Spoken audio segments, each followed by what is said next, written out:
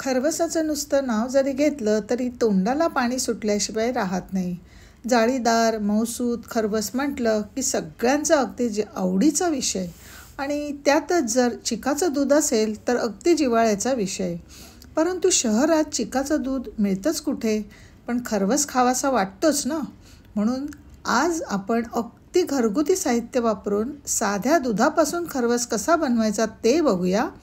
Original नाही, परंतु त्याला ऑप्शन म्हणून हा खरवस बेस्टच आहे. यात मी कंडेन्स मिल्क, दही, अगर अगर, जिलेटिन याचा बिलकुल वापर करणार नाही. हा खरवस बनवायला इतका सोपा आहे की तुम्ही पण लगेचच बनवायला घेणार, इतका झटपट होतो. चला तर वेळ न घालवता रेसिपीला सुरुवात करूया.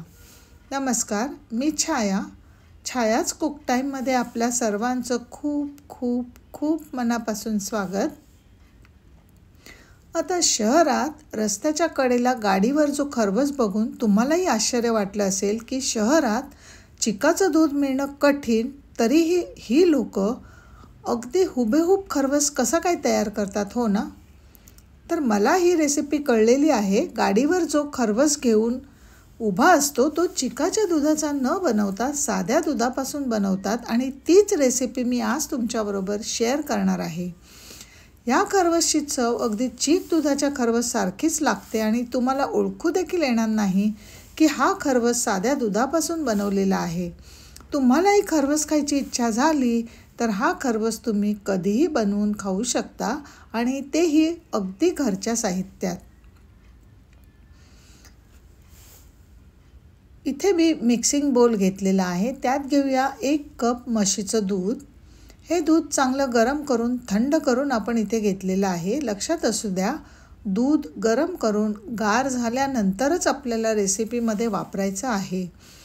आता ज्या कपने 1 कप भरून दूध घेतलेलं आहे त्याच कपने अर्धा कप अरारूट पावडर घेतलेली आहे.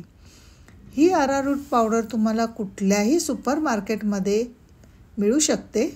अरारूट पावडर खरवसमध्ये वापरल्याने खरवस छान सेट होतो.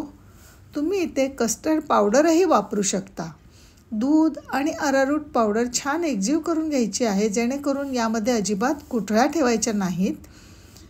या खरवसामध्ये आपण गूळ वापरणार आहोत, त्यामुळे आपला खरवस जास्त पौष्टिक होईल.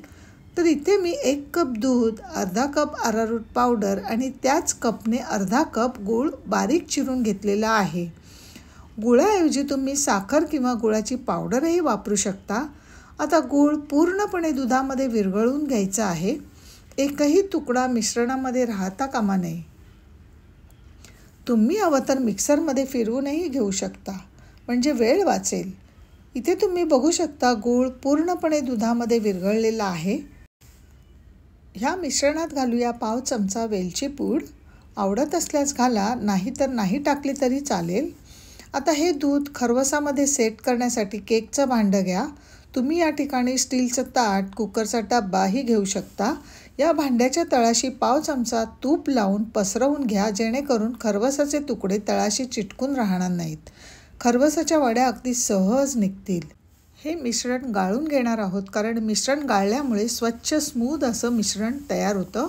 त्यामुळे आपला खरवस देखील छान मलाईदार, मऊ, लुसलुशीत असा तयार होतो. तुम्ही पाहू शकता गुळामध्ये कचरा असतो, तो अशा पद्धतीने निघून जातो. पाव चमचा फ्रेश जायफळ किसून टाका. आता हे मिश्रण सेट होण्यासाठी मी कुकरचा वापर करणार आहे. स्टीम करण्यासाठी कुकरच्या तळाशी 2 ग्लास भरून पाणी घाला आणि खाली स्टँड किंवा घरातील एखादी छोटी प्लेट ठेवा, जेणेकरून डायरेक्ट भांड्याचा संपर्क पाण्याला येणार नाही. आता कुकरमधलं पाणी खूप गरम असल्याकारणाने भांडं सावकाश ठेवा. भांड्यावर झाकण, बटर पेपर किंवा फॉईलने झाकून ठेवा, म्हणजे वाफेचं पाणी खरवसामध्ये शिरणार नाही. आणि साधारण 20 मिनिटासाठी मीडियम फ्लेमवर आपण याला वाफवून घेणार आहोत. कुकरचं झाकण लावण्याअगोदर कुकरची शिटी आणि रबर रिंग काढायला विसरू नका. वाफवताना बिलकुल याचं झाकण काढायचं नाही. असंच 20 मिनिटं आपण याला वाफवून घेणार आहोत. आता आपल्याला खरवस चेक करायचा असेल तर एखादी टूथपिक किंवा सुरीचं टोक मध्यभागी टाकून बघायचं आहे. दूध सुरीला अजिबात चिकटलेलं नाही. आता 20 मिनटानंतर जर का दूध सुरीला चिकटलं असेल तर तुम्ही याला अजून 5 मिनटं मध्यम आचेवर शिजवून घेऊ शकता. आता गरम असताना वड्या कापायच्या नाहीत. थंड होण्यासाठी मी 1 तासासाठी किचन प्लॅटफॉर्मवरच ठेवणार आहे. 1 तासानंतर याच्या वड्या कापायच्या आहेत. वड्या तुम्हाला जशा आवडत असतील, लहान मोठ्या तशा आकारात कापू शकता. लक्षात असू द्या, खरवस गार करून नंतरच त्याच्या वड्या कापायच्या आहेत. गुळाचा वापर केल्याने आपल्या खरवसाला रंगही छान आलेला आहे. एकदम लुसलुशीत असा हा खरवस तयार झालेला आहे. जेवणानंतर गोड खायची इच्छा झाली तर साध्या दुधाने हा खरवस तुम्ही बनवून खाऊ शकता.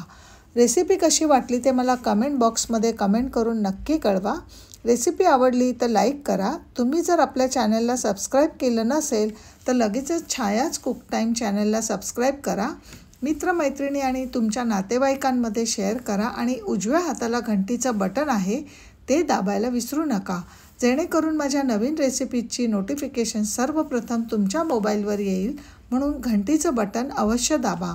चला तर पुन्हा भेटूयात अशाच एका इंटरेस्टिंग रेसिपीसह. तोपर्यंत मस्त खा आणि आनंदी राहा.